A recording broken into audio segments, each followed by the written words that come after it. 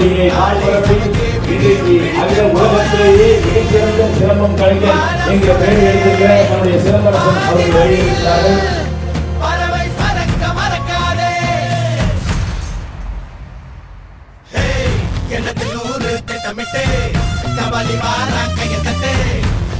போல சுத்திக்கிட்டு இசை அடிக்கடி பட்டுக்கிட்டு இதெல்லாம் நாளா தொட்டுக்குள்ள இனிமே வாரா நாட்டுக்குள்ள எதிரி கூட்டம் அடி போச்சு உறுதியில் நெருப்பு தான் துடி போச்சு.